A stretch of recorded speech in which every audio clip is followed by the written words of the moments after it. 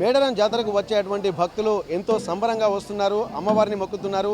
ఇక్కడ మంచి ఒక కొత్త ఆధ్యాత్మిక అనుభూతి మాత్రం ఇక్కడ పొందుతున్నటువంటి పరిస్థితి. గత జాతరకు ఈ జాతరకు కూడా అనేక డెవలప్మెంట్ యాక్టివిటీస్ జరుగుతున్నటువంటి నేపథ్యంలో ఈసారి మాత్రం భక్తులకు జాతర ప్రత్యేకం కానుంది.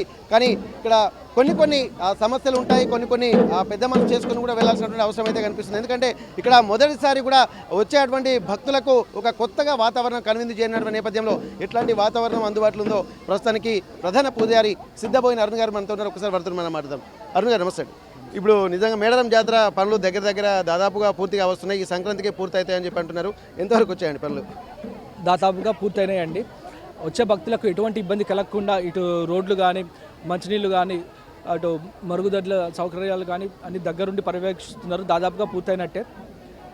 ఓకే, మేడారం జాతరకు వచ్చినటువంటి భక్తుల దగ్గర ఒక సందిగ్ధమైనటువంటి వాతావరణం. ఇక్కడ హలాల్ చేస్తే తినాలన్నటువంటి కొంతమంది ఇక్కడ ప్రోత్సహిస్తున్నట్టుగా తెలుస్తుంది. అసలు మీరు ఇక్కడ అమ్మవారికి హలాల్ నడుస్తుందా, లేకపోతే ఇక్కడ ఎట్లాంటి వాతావరణం అవుతుంది? లేదండి, హలాల్ అనేది మనకు ఉండదు. ఆదివాసీ సాంప్రదాయాలలో హలాల్ అనేది ఉండదు. ఎందుకంటే అమ్మవారికి పెట్టేదే ఈ మాఘశుద్ధ పౌర్ణమి వెన్నెలల్లో అమ్మవారికి నైవేద్యం పెడతాము. నైవేద్యంతో పాటు అమ్మవారి కళ్యాణం జరుగుతుంది. అమ్మకు మళ్ళీ ఇంత పెద్ద